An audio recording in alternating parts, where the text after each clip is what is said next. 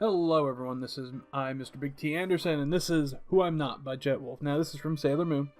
Some people may not like that. Too bad. It's one of the few things I grew up with.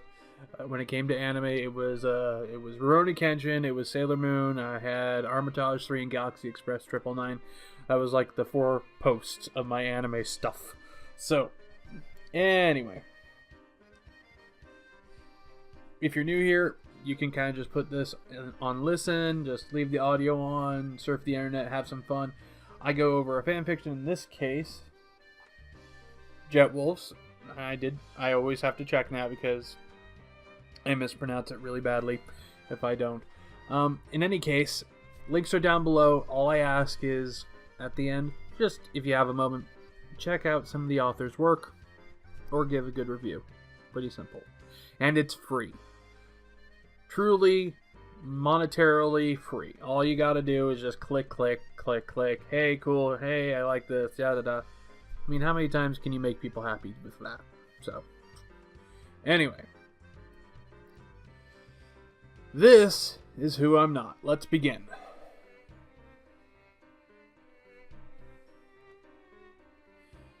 Sometimes Luna envied Artemis. She confessed it once, and only once, when yet another Senshi meeting devolved into mindless drivel that then devolved into an impromptu sleepover.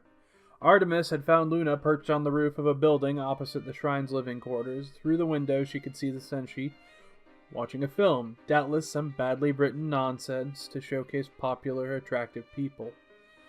Artemis hopped out of the tree and landed next to her without a sound. "It's a nice night," he said in that wistful, dreamy way he had about him. She hated it, and said so with a disgruntled noise and silence. He didn't react, instead sitting comfortably next to her and watching the show. Minako had just run out of popcorn and was eyeing Usagi, waiting for the perfect opportunity to steal from her bowl.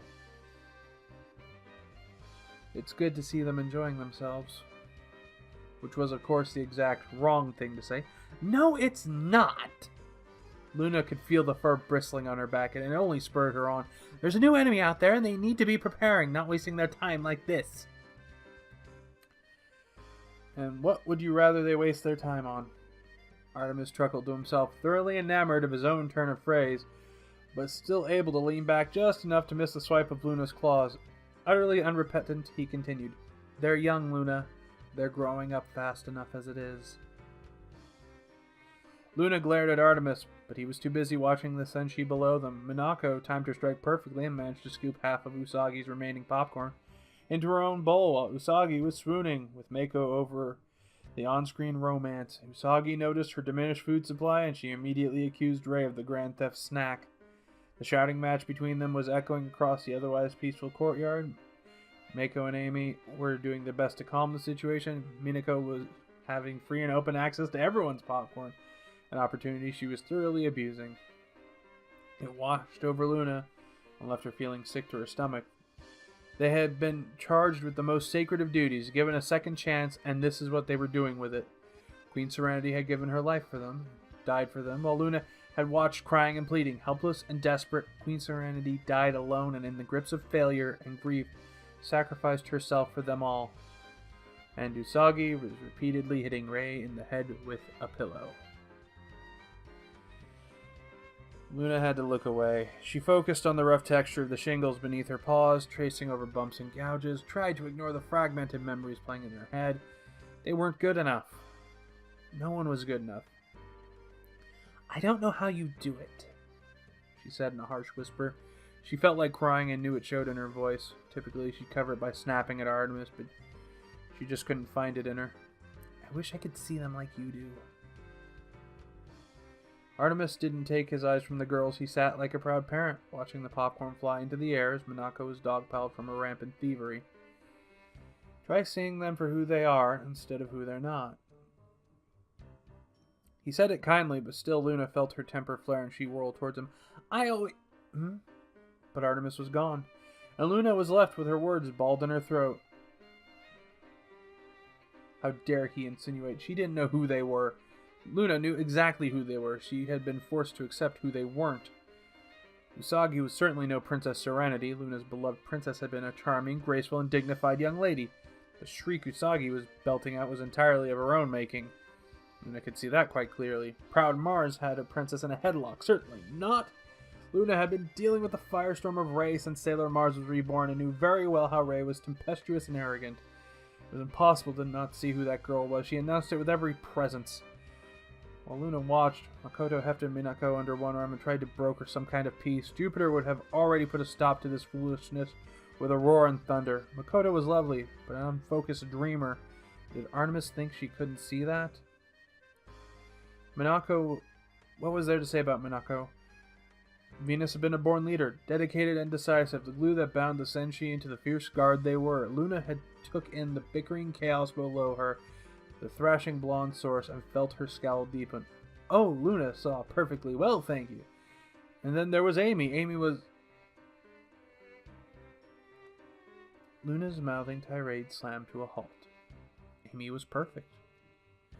Well, perhaps not perfect. She was sometimes too soft-spoken for Luna's tastes. And Luna did often worry about Amy's stress levels, but they were minor things, and born out of love and concern. But what of Mercury? Luna realized with great surprise she had to be more specific when she thought of Sailor Mercury.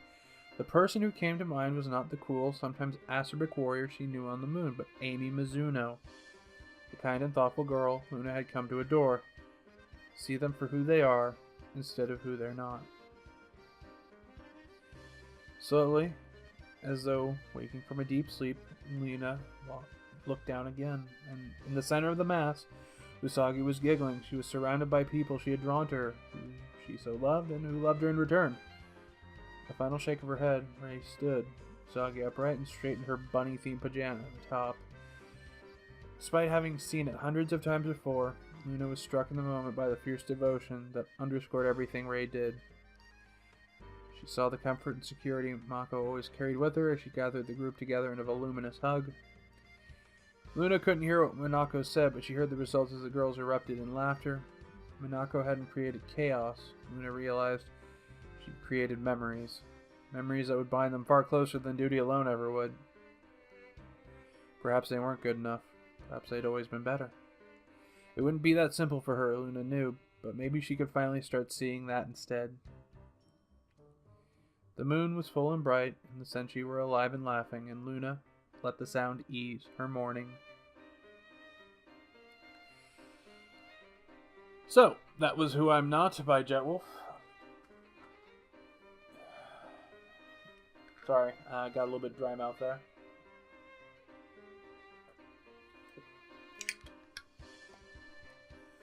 In any case, if you enjoyed it, please hit the links down below. And yeah, that was Jetwolf's work. Hopefully you'll enjoy some of their other ones. Have a good one. Ta-ta for now.